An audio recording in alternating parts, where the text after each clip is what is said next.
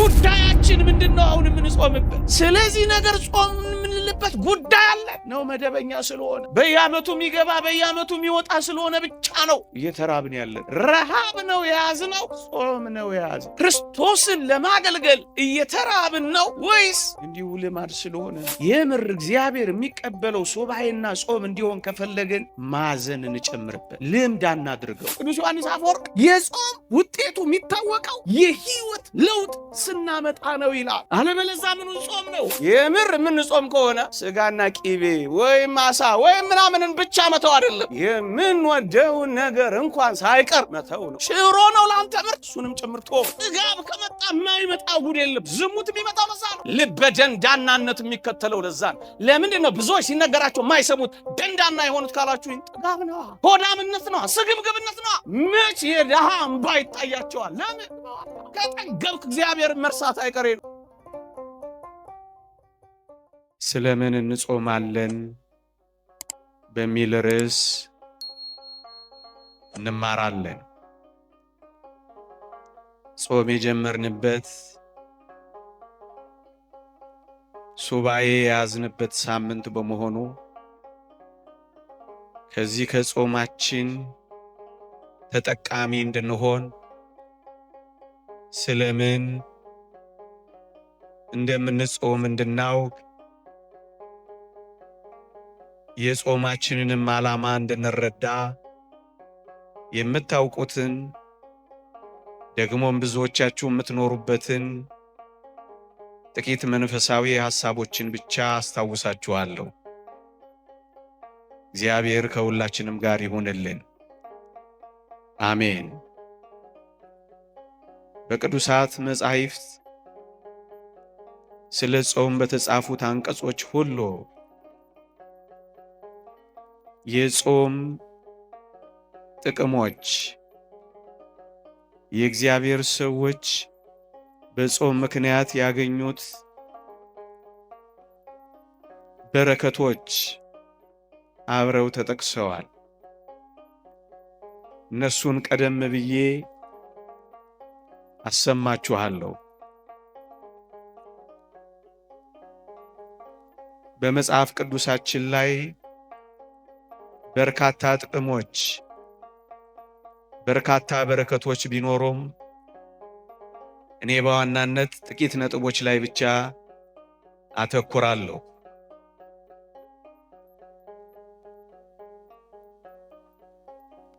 እንደኛ ባለው ዘመን ልንጠቀምባቸው ከሚገቡ ነጥቦች ጋር ለማያያዝም እሞክራለሁ። የመጀመሪያው ጾም ሐዘንን ለመግለጽ በእግዚአብሔር ፊት ማዘናችንን ለማሳሰብ ይጠቅመናል። ታስታውሱ ከሆነ ታላቁ ነህምያ አያሌ ቀንም አዝን ነበር፣ በሰማይም አምላክ ፊት እጾምና እጸልይ ነበር ይላል። ወገኖቼ ሐዘኑን የገለጸው ምሬቱን ያሳሰበው በወገኖቹ ላይ የደረሰውን ሐዘንም በእግዚአብሔር ፊት ያሳሰበው በብርቱ ጾምና ጸሎት ነበር። ወገኖቼ እንዲህ ነው የሚለው፣ አያሌ ቀንም አዝን ነበር፣ በሰማይም አምላክ ፊት እጾምና ጸልይ ነበር ይላል። ወገኖቼ ጾም ሐዘን አለው። ጾም የልብ ትካዜ አለው። ጾም በእግዚአብሔር ፊት ማዘናችንን መግለጽ አለው በውስጡ። ለዚህ ነው ነህምያ የኢየሩሳሌምን መፍረስ፣ የቅጥሮቿንም መቃጠል፣ የሕዝቦቹንም መበተን፣ የመቅደሱንም ነገር ሲሰማ አዘነና በአምላካችን በእግዚአብሔር ፊት አያሌ ቀን ከማዘኑ ጋር ይጾምና ይጸልይ ነበር። ወገኖቼ እኔና እናንተ በዚህ ዘመን በእርግጠኝነት በብዙ ነገሮች እያዘንን ነው ያለነው። ምናልባትም በምድር ላይ ሐዘን ካንጃበበባቸው ሰዎች ምናልባት ልንመደብ ይችል ይሆናል ካላጋነንኩት በቀር። ሐዘን አለብን። ሳቅ ላይ አይደለም ያለነው። ፈንጠዝያ ላይ አይደለም ያለነው። የምር በእግዚአብሔር ፊት መኖር የሚፈልጉ ሰዎች አሁን በሐዘን ስሜት ውስጥ ነው የሚኖሩት። ምክንያቱም በብዙ ጦርነቶች ውስጥ ታጅበን ነው ይህን ጾም እያካሄድን ያለን። በወገኖቻችን መካከል የእርስ በእርስ ጦርነቶች ህመሞች ሆነውብናል። መወሻሸት አንችልም። ይሄ ሐዘን ነው። ያኛውም የኛ ይሄኛውም የኛ ሆኖ ደም መፍሰስ እንባ ከመፍሰስ ጋር አብሮ መተከዝና ማዘን ይገባናል። የምር ሱባኤ የምር ጾም እናርገው ካል ከጾማችን ጋር ብዙ ሐዘን ይጠበቅብናል። እንደምታዩት ነው። ብርሃኑ ጨለማ እስኪመስለን ድረስ ምን ደስ የሚያሰኙ ነገሮች ያሉንና ሳቅ ይቀድመናል። ሆድ ለማባስ እናንተን ጥልቅ ሐዘን ውስጥ ለመክተት የበራውን ፊታችሁን ለማጨለም ደስታችሁን ለማጨፍገግ ፈልጌ ግን አይደለም። እውነቱን ግን ዋጥ ማድረግ አለብን። ሐዘን አለብን። በአደጋ ጣዮች ምክንያት ምስኪኖችና ምንም ያልሆኑ ሰዎች የሞት ዜናቸውን ደጋግመን እንሰማለን። ይህን እንዴት አድርገን ልንክደው እንችላለን? ምንም የለብንም። ስለዚህ ኦርቶዶክሳውያን የእውነት ጾማችን ከሐዘን ጋር ነው? ሐዘን አለበት ነው? ስለታወጀና መደበኛ ኖርማል ስለሆነ ነው እያሳለፍን ያለ ነው። ጾማችን፣ ሱባያችን፣ መራባችን ለውጥ እንዲያመጣ ከፈለግን የምር ማዘን አለብን። በቤተ ክርስቲያናችን መካከል ደስ የሚያሰኙ ነገሮች አንሰማ።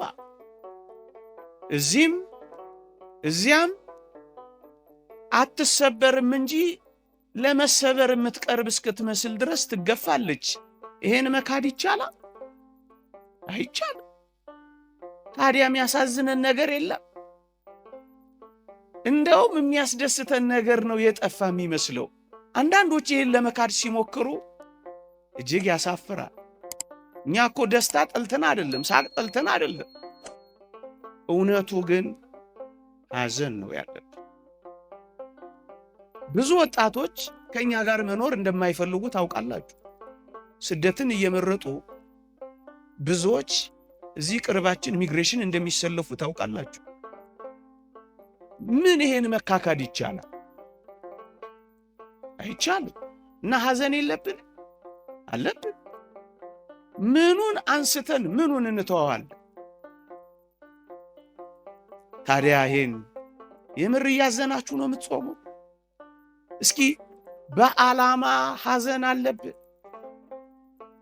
ይሄንን ሁሉ እያሰብን የገለጽኩትንና ያልገለጽኳቸውን ደግሞም ከቤታችሁ፣ ደግሞም ከኑሯችሁ፣ ደግሞም ከጓዳችሁ፣ ደግሞም አፍንጫችሁ ስር ካሉት ህመሞችና ስቃዮች ቁስሎች ተነስታችሁ ማዘን አይገባል። አያችሁ፣ አያሌ ቀንም አዝን ነበር፣ በሰማይም አምላክ ፊት እጾምና እጸልይ ነበር ይላል። ሳይበሉ ለሚያድሩት፣ መጠጊያተው ለሚንከራተቱት፣ የነገ ተስፋቸውን ጭርምት ኩርምት ብለው ተጠብሰው ለሚያስቡት፣ ለሚቀጥለው ትውልድ ጭምር ማዘን የለብንም? እንግዲያውስ የምር እግዚአብሔር የሚቀበለው ሱባኤና ጾም እንዲሆን ከፈለግን ማዘን እንጨምርበት፣ ልምድ አናድርገው። አንደኛ። ሁለተኛ፣ በቅዱሳት መጻሕፍት የምር ይጾሙ የነበሩ ሰዎች በጾማቸው ምን ያደርጉ እንደነበር ታውቃላችሁ? ራሳቸውን በልዑል እግዚአብሔር ፊት ያዋርዱ ነበር። ወገኖቼ መጽሐፍ ቅዱስ እንዲህ ይላል፣ በፈጣሪያችን ፊት ሰውነታችንን እናዋርድ ዘንድ ጎዳናችንንም ያቀናልን ዘንድ ለልጆቻችንና ለፍጥረቱም ሁሉ ጎዳናቸውን ያቀናላቸው ዘንድ አህዋ በሚባል ወንዝ ጾምን እንጹም ብዬ አዋጅ ነገርኩኝ። ስለዚህ ነገር ጾምን፣ ወደ እግዚአብሔር ለመንን፣ እርሱም ተለመነን ይላል። ምዕመናን፣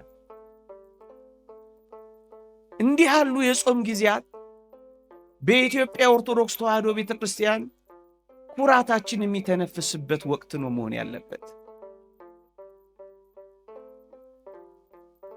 ወገኖቼ እስራኤል ከፈርዖን ባርነት ነፃ ሲወጡ ታስታውሱ ከሆነ ሁለት ነገር እንዲያደርጉ ታዘው ነበር። አንደኛ መራራ ቅጠል እንዲበሉ፣ ሁለተኛ ያልቦካ ወይም ቂጣ ብቻ እንዲበሉ ታዘው ነበር። ወገኖቼ ምን ማለት ይመስላችኋል? ከፈርዖን ቀንበር ተላቀው የፋሲካውን በግ በልተው ከነዓን እንዲገቡ አስገድደው መከራቸውን እንዲያስቡ መራራ የሆነውን በጾም ራሳቸውን እንዲያስገድዱ፣ ከዚያስ ያልቦካ ያልፋፋ ቂጣ ብቻ እንዲበሉ እንደተባለ በትዕቢት ያልተነፉ እንዲሆኑ አድርጎ ነበር። መራራውን ቅጠልና ያልቦካውን ቂጣ እንዲበሉ ያዘዛቸው።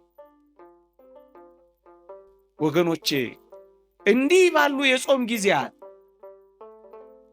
ኩራታችን፣ ትዕቢታችን፣ ቀና ቀና ማለታችን ዝቅ ዝቅ ሊል አይገባም። መቼ ነው በእግዚአብሔር ፊት የምንዋረደው? ምን ሲሆን ነው በእግዚአብሔር ፊት የምንነጠፈው? ወገኖቼ ምን ሲመጣ ነው እጃችንን የምንሰጠው? ምን ሲመጣ ነው የምንተነፍሰው? ምን ሲመጣ ነው የምንማረከው? ምን ሲመጣ ነው የምንበረከከው? እንጃ። እሳት ሲዘም እንጃ። መጣው መጣው የሚለው እኛ ቤት ሲመጣ እንጃ። እዩ፣ በፈጣሪያችን ፊት ሰውነታችንን እናዋርድ ዘንድ ጾምን ነው የሚለው። በዚህ የጾም ወቅት ከአልጋችን ብቻ አይደለም መዋረድ ያለብን፣ ከኃጢአታችንም ጭምር ነው መውረድ ያለብን። ወገኖቼ ራሳችንን የምናዋርድበት፣ በእግዚአብሔር ፊት ዝቅ ዝቅ የምንልበት፣ የምናጎነብስበት፣ ኃይል እንደሌለን ደካሞች እንደሆነ የምናውቅበት፣ በእግዚአብሔር ፊት በእውነት የምንዋረድበት፣ የምንወድቅበት። አንተ ምራ፣ አንተ እጆቻችንን ይዘህ አራምደን፣ አንተ ቅደምልን፣ እኛ ምንም ነን፣ ትቢያና አፈር እንኳን መሆን ያልቻል አቅመ ቢሶች ነን ብለን የምንዋረድበት እኮ እዩ። ስለዚህ ነገር ጾምን፣ እግዚአብሔርንም ለመን፣ እሱም ተለመነን ይላል። ስለምን እየጾማችሁ ነው? ስለምን እየጾምን ነው ወገኖቼ? ጉዳያችን ምንድነው? አሁን የምንጾምበት ስለዚህ ነገር ጾም የምንልበት ጉዳይ አለ ነው? መደበኛ ስለሆነ በየዓመቱ የሚገባ በየዓመቱ የሚወጣ ስለሆነ ብቻ ነው እየተራብን ያለን? ረሃብ ነው የያዝነው? ጾም ነው የያዝነው? ክርስቶስን ለማገልገል እየተራብን ነው ወይስ እንዲሁ ልማድ ስለሆነ ነው? አሁን በእግዚአብሔር ፊት የምንዋረድበት ጊዜ ካደረግነው እንድንበታለን። ልመናችን ይሰማል። ስለዚህ ነገር ጾምን፣ እግዚአብሔርን ለመንን፣ እርሱም ተለመነን ይላል። ዕዝራ ነው ይህን የሚለው። እግዚአብሔር እንዲለመነን ከፈለጋችሁ፣ እግዚአብሔር እንዲሰማን ከፈለጋችሁ በእነዚህ የጾም ወራት የምር ራሳችንን በእግዚአብሔር ፊት እናዋርድ፣ በንስሐ እናዋርድ፣ ደካማ ነን ብለን እናዋርድ፣ ኃይል የሌለን ምንኛ ምስኪኖች ነን ብለን እናዋርድ፣ ደካማውን ምንኛ ረዳኸው ብለን ወደ እግዚአብሔር እናንጋጥ። ምን ኃይል አለ? እስኪ ተመልከቱ እንዴ! ምን የምንከላከልበትና ምን የምንድንበት ጉልበት አለ? አያችሁ፣ አንድ ጊዜ ብድግ በሉ ክቡር አባታችን ሊቀ ሊቃውንት ቆሞስ አባ ጦመ ልሳን የገዳማችን አስተዳዳሪ እንቀበል። በረከቶ ትደርፍ ጸሎቶ አረፍ ባርከው። አይዟችሁ እየጨረስኩ ነው። አንድ ሁለት ቀን ቢፈጅብኝ ነው ከእንግዲህ ይሁን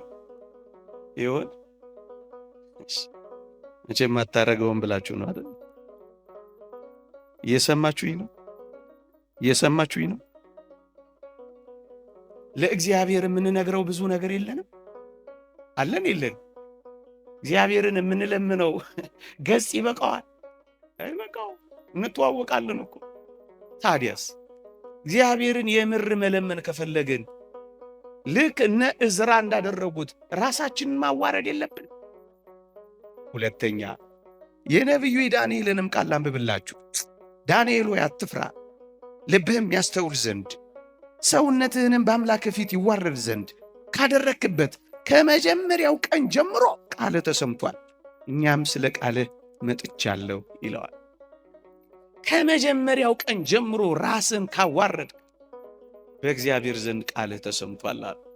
ወገኖቼ የዚህ ሁሉ ሕዝብ ቃል እግዚአብሔር እንዲሰማ ሁላችንም መዋረድ የለብንም? ወገኖቼ መቼ ነው በማህበር የምር የምናለቅሰው ተሰብስበን? አላያችሁ? የዛሬ 2 ዓመት ይመስለኛል እንዲህ አይነት አስደንጋጭና ከው የሚያረጉ ነገሮች መስማት አለብን። እግዚአብሔር ሊምረን አይገባም? ለኛ ምህረት አያስፈልግም? ለኛ የኃጢአት ስርየት፣ ለኛ ጥያቄ መሰማት አያስፈልግም? አያችሁ፣ እግዚአብሔር የሚሰማን ይልቁንም ራሳችንን ባዋረድን መጠን ነው። የምናዋርደው ደግሞ በጾም መሳሪያነት ነው ወገኖቼ።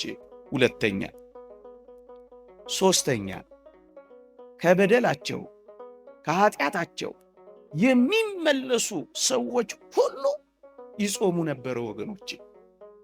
አሁን ይህንን ጾም ስንጾም ወገኖቼ በበደል እስራቶች፣ በኃጢአት ትብታቦች፣ በተከፈቱ አንደበቶች፣ በሚናጠቁ እጆች፣ በቆሸሹ ሰውነቶች እነዚህ የአጽዋማት ወራት ወገኖቼ በደላችንን ሳናመን በኃጢአታችን ሳንጸጸት በበደልና በክፋቶች መካከል እየተመላለስን መሰማትን ከወዴት እናገኛለን?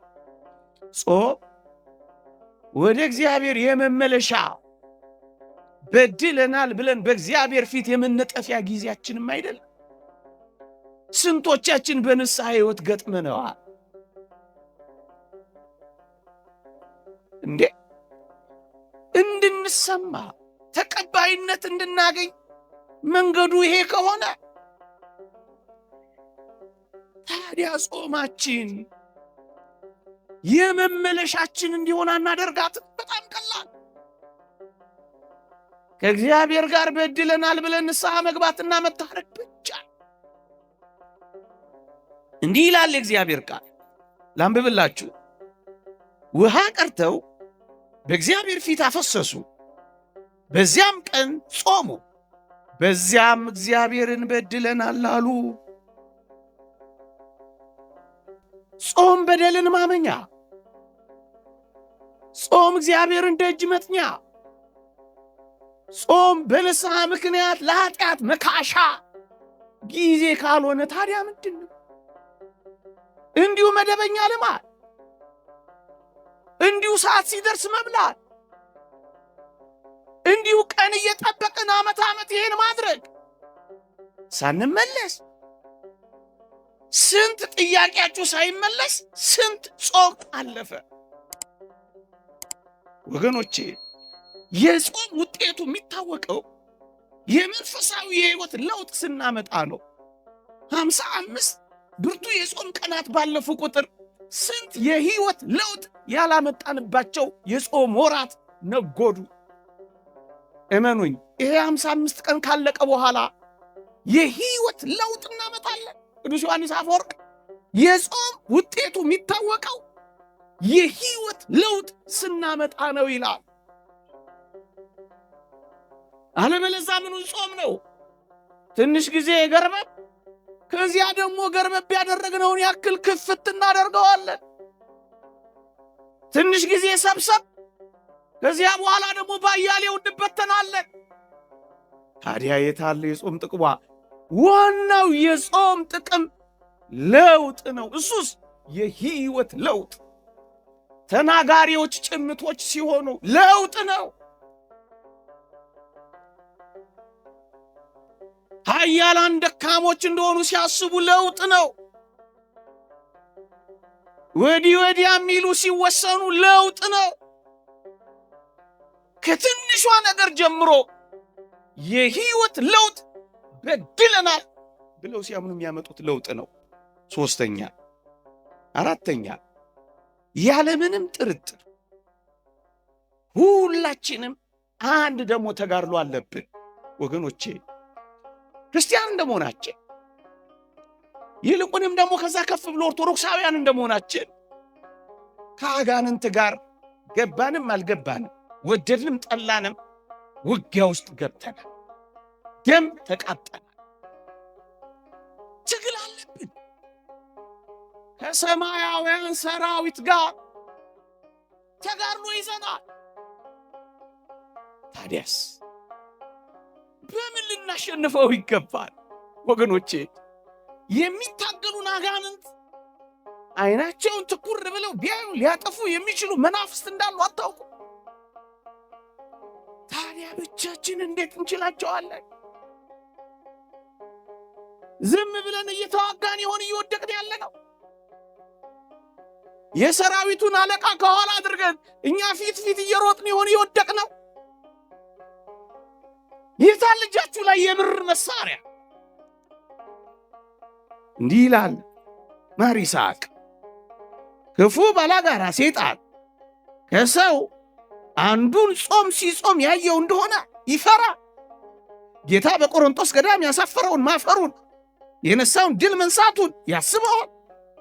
ሊቀ ካህናት ከሚሆን ከጌታ በተሰጠን በጾም ኃይሉ ትደክማለች። ከዚህ ከጾም የሚጸና መንጋሻ አለ። ከአጋንንት ጋር ለመዋጋት ለልቦና ጽናትን የሚሰጠው እንደ ጾም ያለ ምን አለ? ይኸውም ክብር ይግባውና ክርስቶስን ለማገልገል መራብ ነው ይላል። እና በምን ትዋጉታላችሁ? በንጹህ ጾም ካልሆነ እንዴ? ነቢዩ ዳዊትስ ያለውን አልሰማችሁም? አጋንንት ሲያስጨንቁኝ ማቅ ለበስኩ፣ ነፍሴንም በጾም አደከምኳት፣ ጸሎቴም ወደ ብብት የተመለሰ ይላል። አጋንንት ሲያስጨንቁኝ ማቅ ለበስኩ። አጋንንት እየተዋጉን ነው፣ ምንም ጥርጥር የለውም።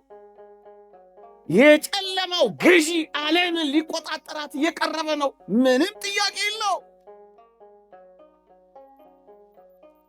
ሊያንበሳ ሊውጠን በዙሪያችን እየጮኸ ነው።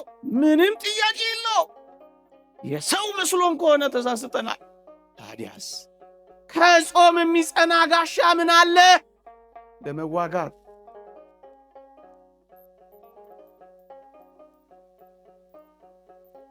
ስለምን እንጾማለን? ለተጋድሎ። ስለምን እንጾማለን? ለመመለስ። ስለምን እንጾማለን? ራሳችንን ለማዋረድ። ስለምን እንጾማለን? ሐዘናችንን በእግዚአብሔር ፊት ልንገልጥ። ከብዙ በጥቂቱ ከረጅሙ ባጭሩ ጥቂት መንፈሳዊ ሐሳቦችን ጨምሬላችሁ ላብቅ። ሰዓት እንዳልወስድ ብዬ ነው አጠር አጠር ማረገው። እግዚአብሔር ከሁላችንም ጋር ይሁንልን። እየሰማችሁኝ እንደሆነ ተስፋ አረጋለሁ። ኦርቶዶክሳውያን ይዘናቸው ልንሄድ የሚገቡን ጥቂት ቁም ነገሮች ከነዚህ ጋር አንዳንድ ሐሳቦችን ልጨምርላችሁ። አንደኛ፣ አደራ ብዙ በመመገብ እንጂ በመጾም ክርስቶስን ለማገልገል በመራብ በምናደርጋቸው የአጽዋማት ጊዜያት በመራባችን በመጾማችን ደካሞች እንዳንሆን ልንነግራችሁ እንወዳለን። ብዙ መብላት እንጂ ሕዋሳትን የሚያደክመው ብዙ መጾም ሕዋሳትን አድክሞ አያውቅ። ዓለሙ ገልብጦ እንዳይነግረን እኛም በዚህ ሁኔታ እንዳንረዳው ነው። በጣም ብዙ የተመገቡ ሰዎች አይደሉምን በበሽታ የተጠቁት ሕዋሳቸው የደከመው ነው እኮ። እይ ወገኖቼ፣ ከዳን እስከ ቤርሳቤ የገዛው ንጉሥ ዳዊት ብርቱ ጿሚ እኮ ነበር። ቅድም አነበብኩላችሁ አይደለም? ሰውነቴ ቅቤ በማጣት ከሳ ያለው እሱ አይደለም? ነፍሴን በጾም አስመረርኳት ያለው ከዳን እስከ ቤርሳቤ የገዛው ንጉሥ ዳዊት አይደለም? አያችሁ፣ እንዲህ አይነቱ ብርቱ ንጉሥ በጾም ነው ብርቱ የሆነው። በጾም ትነግሳለህ ክርስቲያን ሆይ። እንዴ ከለዳውያንን በደንብ አድርጎ ተጽዕኖ ያሳደረባቸው ደግሞም የተቆጣጠራቸው ነቢዩ ዳንኤል እኮ ጿሚ ታራሚ ነበር ወገኖቼ። የሚጾም ሰው ደካማና ለፍስፍስ የሚሆን እንዳይመስላችሁ። እዩ፣ ነቢዩ ዳንኤል በዚያ በምርኮ ምድር በሀገሩ ልማድ ሽቶ እየተቀባባ አይደለም ድል ያደረገው፣ እየጾመ ነው ያሸነፈው። ማሸነፍ ከፈለጋችሁ በኮስሞቲክስ ብዛት አይደለም እናሸንፈው፣ ነፍሳችንን በጾም በማስዋብ ነው። ይሄው የሚነግረን እሱ ነው። በጥበብና በማስተዋል የበለጸጉት በራእዮችና በሕልሞች የዳበሩት እነዚያ ሦስቱ ሕፃናት በላተኞች እንዳልነበሩ አታስታውሱ? የበላና የተማረ እንግዲህ ሞክሩት፣ ሊሆን ይችላል አንደኛው። ግን እውነቱን እንነጋገር ከተባለ እንደ እግዚአብሔር ቃል አስተዋዮች፣ ጥበበኞች፣ በጣም ንቆች የነበሩት በጣም ብዙ የሚበሉት አይደሉም። እንዳትሳሳት። እደክማለሁ፣ ላንቁሶ ሆናለሁ፣ እልፈሰፈሳለሁ እንዳትሉ። መንፈሳችሁ ንቁ የሚሆነው በጾማችሁና በተራባችሁ ቁጥር። ማለዳ ላይ ትደነዝዛላችሁ፣ 6 ሰዓት ላይ ትንሽ ትነቃላችሁ። ሳትበሉ ትንሽ ከቆያችሁማ ነገሩ ሁሉ የሚገለጥላችሁ ትሆናላችሁ። ጥርት ይላል ነፍሳችሁ። ወገኖቼ ጾማችንማ እውነተኛ ሲሆን መክሳት የለውም፣ ወፍረዋል። መጥቆር የለውም፣ አብርተዋል። መደንዘዝ የለውም፣ ንቁ ሆነዋል። አልደከሙም፣ በርትተዋል። እውነት እንነጋገር ከተባለ በአጭር ያልተቀጡት ብዙ ዘመን የጠገቡት እኮ ጸዋሚዎች ናቸው። አባ ጳውሊ ከ100 ዓመት በላይ፣ አባ አንጦንስ ከ90 ዓመት በላይ፣ አባታችን አባ ዜና ማርቆስ ከ140 በላይ ጸዋሚዎቹን የሰነበቱት። በላተኞቹስ እሱንማ ታውቁታላችሁ። ምኑን ነግራችኋለሁ። ለዚህ ነው የእግዚአብሔር ቃል ስደክም ያን ጊዜ ኃይለኛ እሆናለሁ ነው የሚለው። መንፈሳዊ ሰው ሲደክም ኃይለኛ ነው የሚሆነው። እጁ ኃይለኛ ነው የሚሆነው። ይጸልያል። ቃሉ ኃይለኛ ነው የሚሆነው። እሳት ይተፋል። ቁም ነገር የምር ያዝነው ስለማይመስለን እኮ ነው። ይኸውላችሁ ወገኖቼ በጾምና በጸሎት መድከም የለም። ለምን? ስንጾምና ስንጸልይ ጌታችን አብሮ ከኛ ጋር መስራት ይጀምራል። ከእግዚአብሔር ጋር ሆኖ ማን ይደክማል? ከእግዚአብሔር ጋር ሆኖ ምን ይሰወራል? ከእግዚአብሔር ጋር ሆኖ ማን ይሸነፋል? እያችሁ እግዚአብሔር ከእናንተ ጋር እንዲሰራ ከፈለጋችሁ እናንተ በጸሎትና በጾም ድከሙ። ሌላ አንድ ነጥብ ልጨምርላችሁ። የምር እንደው ሰፋ አድርጋችሁ እነዚህን ጊዜያት ጠለቅ ብሎ ማሰብ ከተፈለገ እነዚህን ነገሮች ልጨምርላችሁ። እዩ፣ ምግብን የሚተው ሰው ወይ ምግብን በጾም ምክንያት መተውን የሚለማመድ ሰው ወገኖቼ ይህን ዓለም ለመተው ቅርብ ነው የሚሆነው። እደግመዋለሁ፣ በጣም ቅርብ ነው የሚሆነው ይህን ዓለም ለመተው። ወገኖቼ የዓለም ትልቁ አጀንዳ የምግብ ሰብል አይደለም። ፉከራውን ሰሙ ይችላላችሁ፣ ወይንም ትክክል ሊሆን ይችላል። በዓለም እይታ በዓለም ላይ የመጀመሪያው ቁጥር አንድ አጀንዳ በምግብ ሰብል ራስን መቻል። ምግብ ነው ዋናው ነገር። በልተሃል፣ በልተሻል፣ ስንት ሰዓት ላይ ትበላለህ? ምን ትበላለህ? የት እንብላ? ወሬው ሁሉ እንብላ ነው። ምድር ላይ ምግብ ነው ሁሉም ነገር ወሬው። ወገኖቼ የዓለም መመዘኛ በቀን ስንት ካሎሪ ትበላለህ ነው። በቃ ምግብ ነው፣ ምግብ ነው ጉዳዩ ይሄ ዓለም። ወገኖቼ አያችሁ፣ ከምግብ ሐሳብ በላይ ስትሆኑ ምግብን መርገጥና መናቅ ስትጀምሩ ሀብት ከመናቅ በፊት የሚቀድመው ምግብን መተው ነው። ይሄንን ነው አሁን የምንለማመደው። ይሄንን በጥልቀት የሚለማመድ ሰው ዓለምን ለመናቅ ቅርብ ነው የሚሆነው። ያልኳችሁ እኮ ለዚህ ነው። ትኩረቱን ከምግብ ላይ ያነሳ። የተወደዳችሁ ኦርቶዶክሳውያን እንደ እግዚአብሔር ቃል እውነቱን ስንነጋገር የተወደደ መድኃኒታችን ኢየሱስ ክርስቶስ ቅዱሳን ሐዋርያት ስንቅ ይዘው ሲዞሩ ያልታዩት ለምን ይመስላችኋል? ሊቁ ዮሐንስ አፈወርቅ ምን ይላል? ምግብ ያን ያህል አስፈላጊ ስላልሆነ ነው ይላል። በቃ ምግብ ይዘው ዞረው አይታችሁ አታውቁም። ምንም ምግብ የለም ሄደን ገዝተን እንምጣ ሲሉት ትሰማላችሁ። ደክሞትና ርቦት ውሃ ጠምቶት ነበረ፣ በውሃ ጉድጓድ ተቀመጠ ሲል ታገኙታላችሁ። ለምግብ እጅግም ትኩረት አይሰጥም ነበር ጌታችን። ይልቅ ያቺን ነፍስ ለማዳን ነበር ትኩረት የሚያደርገው። ሁላችንም ምግብ ላይ ትኩረት ስላደረግን ነው የደከምነው። ምግብን መናቅን መልመድ የምንጀምረው እንዲህ አይነት የጾም ጊዜያትን ስለ ከዓለም በላይ እንሆናለን። የመንፈስ ልዕልና እናገኛለን፣ ከፍ እንላለን፣ ነፍስን ማስቀደም እንጀምራለን። ይሄ ጥልቁ የመንፈሳዊ የወላችሁ ወገኖች፣ ከምግብ በላይ ስትሆኑ ሰማዕትነትን እየለመዳችሁ ትሄዳላችሁ። በሙሉ ሰማዕታትን ተመልከቷቸው። ስልጣን እንስጣችሁ ንሹሟቸው ሲሏቸው የረገጡት ለምን ይመስላችኋል? ሰውነታቸውን አስለምደዋል። ከምን? ከምግብ ጀምሮ ነው። ስግብግቦች አይደሉም፣ ቁጥቦች ናቸው፣ ልከኞች ናቸው። ከዛስ የትኛውንም ነገር ለመግጠም ወደኋላ አፈገፍጉ። ለምን? ከምግብ በላይ ናቸው ወገኖቼ። ይኸውላችሁ ከምግብ በላይ የሆነ ሰው ፍርሃትን አስወግዶ ይጥላል። አይፈራ፣ አያፍርም፣ እውነትን ከመናገር ፈቀቅ አይልም። ምግብ ነው የዓለም ዋናው ጉዳይ። ገንዘብ ቢገኝ ለምግብ ነው፣ ሌላ ለምንድን? ምናልባት ጌጣጌጥ ለመግዛት ነው። ሰዎች ለዚህ ዓለም የምንታመመው በዋናነት በምግብ ጉዳይ ነው። የእውነተኛ ጿሚዎች ስንሆን ግን ከዚህ ሐሳብ በላይ ነው ምን ሆነው። ነቢዩ ኤልያስንና መጥምቀ መለኮት ቅዱስ ዮሐንስን ተመልከቷቸው። ያኛው አክዓብን ይሄኛው ሄሮድስን ሳይፈሩ የሚገስጹት ለምን እንደነበር ታውቃላችሁ?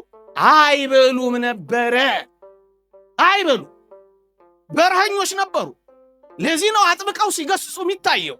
ለምን? እኛ ፈሪዎች ሆን፣ በላተኞች ሆና። ኧረ ልኑርበት። አያችሁ፣ የዓለም ተለማማጮች፣ የጉልበቷ ተቅለሽላሾች፣ የማማመለሏ ተንበርካኪዎች ምን ሆነው በበላንና ለምግብ እጅግ ትኩረት በሰጠን መጠን ነው ወገኖቼ። አባቶቻችንም ይህን ግልጽ በሆነ ቋንቋ አስቀምጠዋል። ምን ይላሉ? ለገንዘብና ለከንቱ ውዳሴ በሞቴ ስሙኝ። ለገንዘብና ለከንቱ ውዳሴ የሚያዘነብል ጽኑ የሆነ ፍላጎት ከሌለን ሞትንም ሆነ ድህነትን አንፈራም። ለምንድን ነው ፈሪዎች የሆንነው? ድህነትንም ሞትንም ለምንድን ነው ምንፈራው? ለገንዘብና ለከንቱ ውዳሴ ከፍ ያለ ግምት ስለሰጠን ነው። ደግሞ እኮ አጭር ነው የምግብ ጣዕሙ፣ የምግብ እይታው በጣም አጭር እንደሆነ ታውቃላችሁ። ለአጭሩ ነው ረጅሙን እየቀየርን ያለ ነው። አጭር ስትል ምን ማለት ነው ካላችሁ እዩ፣ የምግብ እይታው በጣም የሚስበን እኮ ከእጃችን አንስተን አፋችን ውስጥ እስክንከተው ድረስ ነው። እውነት አሰብ ከዛ በኋላ ይታያል ምን ያክል አጭር ነው ከእጅ እስከ አፍ። ጣዕሙማ የበለጠ እኮ በጣም አጭር ነው። ከምን እስከ ምን? ከምላስ እስከ ጉሮሮ እኮ። እንዲህ ላለው አጭር ነገር እኮ ነው ዘመናችንን ሁሉ ተጣምቀን ምንኖረው። በጣም አጭር ነው። ጣዕሙ አጭር ነው። እይታው አጭር ነው። መጎምጀቱ አጭር ነው። ወገኖች እዩ እንደው እውነተኛ ጾምን የምር የምንጾም ከሆነ ሌላ ሶስተኛ ነጥብ ልጨምርላችሁ። እዩ በጾም የገነባ ነው ቆየት ብለን በጥጋብ አናፈርሰው። ደግሞ አለው ስትጾሙ ውላችሁ የለ ታዲያስ ቆየት ብላችሁ ብዙ በመጥገብና ብዙ በመብላታችሁ በጾም ምክንያት የገነባችሁትን መንፈሳዊ ጸጋ አደራችሁ እንዳታፈርሱት። እና ምን እናደርገው ካላችሁ በልኩና በመጠኑ ተመገቡት። ጾም ነው፣ አታፍርሱት። ሁለተኛ ከጾም በኋላ ምን እንደምንመገብ እያሰብን ወይ እያመረጥን እስከ ጾም ሰዓት ድረስ የምግብን ሐሳብ ተሸክመ ነው ምን ቆየው። ለምንድን ነው አያችሁ? ምን እንደምንበላ፣ እንዴት እንደምናማርጥ፣ የት እንደምንበላ ገና ከመጀመሪያው ከማለዳው ጀምሮ እስከ ሰዓቱ ድረስ ስናሰላስል ከኖር ምኑን ጾም ነው? ከዚህ ሐሳብ መውጣትና ከዚህ ሐሳብ በላይ ምግብን ጭራሽ መርሳት ጭምር ነው። ደረሰ አልደረሰ እያሉ 10 ሰዓትን እያዩ 20 ጉዳይ ሆነ ሩብ ጉዳይ ደረሰ እያሉ እጅን እያዩ የሚጾሙት ጾም አይደለም። እናስ ምንድን ነው? የእጅ ሰዓትን ሳይሆን የምንጠባበቀው በዚህ ጽኑ ሕይወት ውስጥ በምናገኘው ጸጋ የሚሰጠንን አክሊል እያየን ነው የምንጓዘው። ይሄ ነው እውነተኛ ጾም ማለት። ስንት ቀን ቀረኝ እያለ እየቆጠረ ቅዳሜና እሑድ ሲመጣ እየፈነጠዘ እንዲህም አይነት ጾም የለም። ይልቅ በጾም ውስጥ ባሉ በረከቶች ነፍስ በምታገኘው ንጽህና እየተደሰተ መኖር ነው እውነተኛ ጾም። ይሄ ነው። እንደውም አንድ ጊዜም ተነጋግረናል። የምር የምንጾም ከሆነ ስጋና ቂቤ ወይም ማሳ ወይም ምናምንን ብቻ መተው አይደለም፣ የምንወደውን ነገር እንኳን ሳይቀር መተው ነው። ሽሮ ነው ለአንተ ምርጥ፣ እሱንም ጭምርቶ። ለዚህ እኮ ነው እግዚአብሔር ቃል ማለፊያ እንጀራም ጭምር አልበላሁም የሚለው። እውነተኛ ጿሚዎች ማለፊያ ነገርም የላቸው። ይሄ በአንድ ጊዜ የሚደረስበት ላይሆን ይችላል፣ ግን አስቡበት። ቀስ በቀስ ትንሽ ነገር እየቀመሱ ነው የሚኖሩት። ጾም ማለፊያ ነገር እንኳን አልቀመስኩም ይላችኋል። ይሄ የምንወደውን ነገር ፌቨራይት የሆነውን ነገር እንኳን መተው ነው። በጣም የሚደንቀው ግን አባቶች አንድ አስደናቂ ምክር ይመክራሉ። ምን ይላሉ? የጾም ሰዓት እንኳን ሲያበቃ ትጣደፍ ይላሉ። አትጣደፍ፣ ከምግቡ በላይ መሆንን አሳይ። እንዴት? ምግብህን አስቀምጥና መጀመሪያ ልጸልይ፣ ከዛ በኋላ አበላለሁ ብል ጸልይ። ከዛስ እንደገና ምግብህን አስቀምጥና አንድ የመጽሐፍ ቅዱስ ቃል አንብበል፣ ምግብ ይቀመጥ። ከምግብህ ሐሳብ በላይ መሆንን አሳየው። የመጽሐፍ ቅዱስ ቃል አንብብ፣ ተመገብ። መጀመሪያ ነፍስን መግባል። ከዚያስ አሁን ልብላ አትበል፣ እንዲያውም እንዲህ ብለህ ምግቡን አሳፍረው። ምን ብለህ? ትንሽ ደግሞ ያነበብኩትን ቃል ላሰላስለው ብለህ ተመሰጥበት። ምን ማለት ነው? ከምግብህ በላይ ሁንበት። ጨምረህ ለተወሰኑ ደቂቃዎች አምላክህን አክብርበት። እሱ ነው የሚሉት። እውነተኛ ጾም ምን ይሆናል? የረሃብ ስሜት ሊሰማን ይገባል። ጌታችን በወንጌል ከጾመን በኋላ ተራበ ነው የሚለው። የተወደዳችሁ ኦርቶዶክሳውያን፣ እውነተኛ ጾም ረሃብ ሊከተላት ይገባል። እንደውም አንድ አባት ዮሐንስ ዘሰዋስው የሚባል አባት ምን ይላል? የአጋንንት አለቃ የወደቀው ሉሲፈር ነው ይላልና የፈቃደት ሥጋ አለቃ ደግሞ ይላል ሆዳምነት ነው ይላል፣ ጥጋብ ነው ይላል። የእግዚአብሔርን ቃል አላነበባችሁ? ይህ ሽሩን ወፈረ፣ ረገጠ፣ ደነደነ፣ ሰባ ይልና አምላኩንም ረሳ ይላል። ጥጋብ እግዚአብሔርን እንዳስረሳ ምድርን አታዩ። ጥጋብ እኮ ነው ያሳሳቸው። የአጋንንት አለቃ ሉሲፈር ነው። የፈቃዳተ ሥጋ ሁሉ አለቃ ደግሞ ጥጋብ። ጥጋብ ከመጣ የማይመጣ ጉድ የለም። ዝሙት የሚመጣ በዛ ነው። ልበ ደንዳናነት የሚከተለው ለዛ ነው። ለምንድን ነው ብዙዎች ሲነገራቸው የማይሰሙት ደንዳና የሆኑት ካላችሁኝ? ጥጋብ ነው፣ ሆዳምነት ነው፣ ስግብግብነት ነው። መች የድሃ እምባ ይታያቸዋል? ለምን? ከጠገብክ እግዚአብሔርን መርሳት አይቀሬ ነው። በልኩ ነው ክርስቲያን የሚኖረው ወገኖቼ። የሚራብ ሰው በሞቴ ስሙ የሚራብ ሰው አቅሙንና ድካሙን ስለሚያውቅ ከመታበይና በራስ ከመተማመን ይልቅ ወደ አምላኩ ይገሰግሳል። ስንራብ ድካማችንን፣ አቅመ ቢስነታችንን፣ ኃይል የሌለን ምስኪኖች መሆናችንን እንረዳለን። ከዛስ እንዴት ትዕቢት ይዘናል? እኔ ምንኛ ደካማ ነኝ ማለት እንጀምራለን ወገኖቼ። አያችሁ በረሃብ ምክንያት ምንኛ ወደ አምላካችን ልንገሰግስ እንደምንችል፣ ወደ ኃይላችን፣ ወደ ረዳታችን፣ ወደ አጋዣችን፣ ወደ ጉልበታችን እንገሰግሳል። ለምን? በመድከማችን ምክንያት አቅመ ቢስና ኃይል የሌለን መሆናችን ይገባናል። ለዚህ ነው ወደን ፈቅደን ክርስቶስን ለማገልገል መራብ እንዳለው ማር ይስሐቅ፣ እኛም ወደን ፈቅደን የምንራበው ለዚህ ነው። እንደውም አባቱ ይወላችሁ ምን ይላሉ? ብርቱ ጸሎት መጸለይ የሚፈልግ ሰው እንደውም ሊቁ ዮሐንስ አፈወርቅ እንደሚለው በምሽት ሰዓት ተንበርክከህ የአምላክህን ስም ልትጠራ ስትል ሆድህ እንዳይከብድህ ሆድህን በልኩ ሙላው ይላል። እንኳን በአጽዋማት ወራት በሌሎችም ወራት ጸሎታችን በደንብ እንድትደረግ ከፈለጋችሁ ሆዳችሁን ባዶ አድርጓል። ምን ማለት መሰላችሁ? በጥጋብ ሆድ ሲከብድ መጸለይ ስለማይቻል እኮ ነው። እንደውም የውላችሁ በጥጋብ ምክንያት እንባ ይደርቃል። ሆድ ሲጎድል በብዙ ጾም መካከል የእንባዎች ምንጭ ይፈልቃል ይላል ዮሐንስ ዘሰዋስው።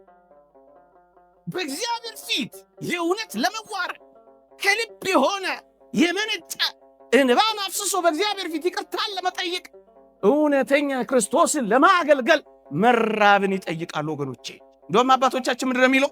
በረሃብ የምትፈጸም ትንሽ ጸሎት በጥጋብ ወቅት ከሚደርሰው ብዙ ድጋም ይሻላል ይላል። በረሃብ ወቅት የምናደርሳት ትንሽዬ ጸሎት ትጠቅመናለች ወገኖቼ። ዝምተኛ ያደርጋል። በጣም ዝምተኛ ነው የሚያደርገው። የሚጾም ሰው፣ የማይበላ ሰው፣ ጿሚ ሰው አፉን እንደፈለገ ዝም ነው የሚለው። አፉ ይዘጋል። ስለ በጎ እንኳን ማውራት አይችልም፣ ጸጥ ይላል። ለዚህ እኮ ነው አባቶቻችን ጭምትነት ሕይወት የሚኖሩት። እዋቸው እነዚህ በጣም ብዙ ጊዜ ስጋ የሚበሉትን አራዊት ተመልከቷቸው። በጣም ተናዳፊዎች፣ በጣም ተተናኳሾች፣ በጣም ኃይለኞች አውሬዎች ነው የሚሆኑት። እነዚህ ምናምን ቅጠላቅጠል የሚቀምሱት እስኪ አቀርቅረው ነው የሚሄዱት። እዋቸው ተፈጥሮን እንኳን አታዩ። በእነዚህ ወቅት ትሑታን፣ በእነዚህ ወቅት አልቃሾች፣ በእነዚህ ወቅት ዝምተኞች፣ በእነዚህ ወቅት ሰማይታ፣ በእነዚህ ውስጥ የሚራራ ልብ ይኖረናል። ይኸውላችሁ መራብን ስታዩ ለሚራቡት ደግሞ መራራት ትጀምራላችሁ። በጥጋብ ውስጥ ኖሮ ግን መራራት ከቶም ቢሆን አይታያችሁ። ምን ማለት ነው? ይሄን ሐሳብ ስጠቅልለው እንደነዚህ አይነት አጽዋማት ወራት ድካማችንን ማወቂያ፣ አቅመቢስ መሆናችንን መረጃ፣ አምላካዊ ኃይሉን ለማግኘት ደጅ መጥኛ ነው የሚሆኑት። በቃ ክርስትና ጥልቅ ሕይወት የሆነው የሚሆነው እጅግ ብንጠግብስ ምን እንሆናለን? እሱን 1 ደቂቃ ወይ 2 ደቂቃ ውስጥ ብቻ ተናግሬ ያበቃል። በጣም የምር እግዚአብሔርን ደስ የሚያሰኝ መንፈሳዊ ሕይወት ለመኖር ይፈልግ በተለይ ብርቱ የሆነውን እንደውም ምን ይላል አንድ አባት በጣም የሚገርም ነገር ይናገራል። ምን ይላል? ጠግቦ መመገብ ይላል። ይኸውላችሁ ተሞክሮ የተፈተሸ የደጋግ ክርስቲያኖችን የሕይወት ተሞክሮ ነው የምነግራችሁ። ምን የሚል ጠግቦ መመገብ የዝሙት አባቷ ነው ይላል።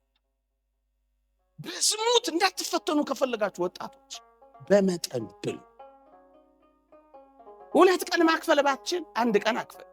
1 ቀን ማክፈል ባችን እስከምትጠግብ ከመብላት ተከልከል የሚሉት እኮ ለዚህ ነው። የዝሙት አባቷ የተለያዩ ምግቦችን ሲበሉ መኖር ተበላ፣ ተጠጣ፣ ተጨፈረ የሚሉት እኮ ለዚህ እኮ ነው። ታዲያ የት ይጠፋል የገባው የወጣው? አየህ፣ አባቷን ነው የምትገለው። ስትጾም ስትጸልይ አባቷን ነው ራሱን የምትቀጠቅጠው። እሱ ማለት ወዳምነትና ስግብግብ። ከዛስ ዝሙትን ታጠፈዋል። በጾም ደግሞ ሆድን ስታስጨንቀው፣ በጾም የበለጠ እየኖርክ ስትመጣ ደግሞ ንጽህናን ትጎናጸፋለህ። ወገኖቼ አብዝቶ ከመብላት ሰውነቱን ገጥቶ የሚኖር ሰው ከኃጢአት ይከለከላል ይላል ሃይማኖት። በእውነት ከኃጢአት ምን ርቅበት እንዲሆን አስበን ልንጾመው ይገባል። ከኃጢአት ገተን ለመኖር ወገኖቼ፣ ከኃጢአት ገተን ለመኖር አንድ ምሳሌ ብቻ መስዬላችሁ አበቃለሁ።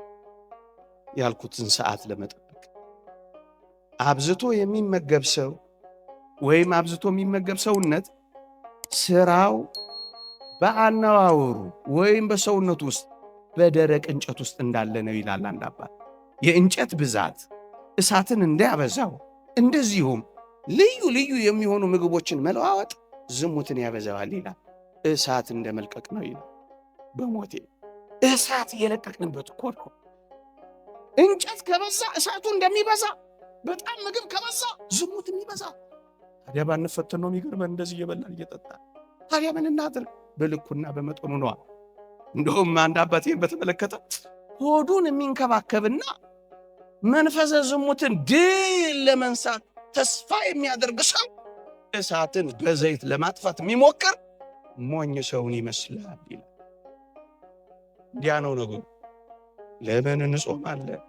ሐዘናችንን እንግለጥበት፣ በእግዚአብሔር ፊት እንዋረድበት፣ ልመናችንን የሚሰማበት እናደርግበት፣ ከአጋንንት ጋር እንታገልበት፣ ጥልቅ የሆነ ሰማዕታትን እንልመድበት፣ ዓለምንና ምኞቷን እንናቅበት፣ ከምግብ ሐሳብ በላይ ሆነን ዓለምን ለመተው እንንደርደርበት። ወገኖቼ ጥልቅ የሆኑ መንፈሳዊ ሐሳቦችን እንፈጽምበት።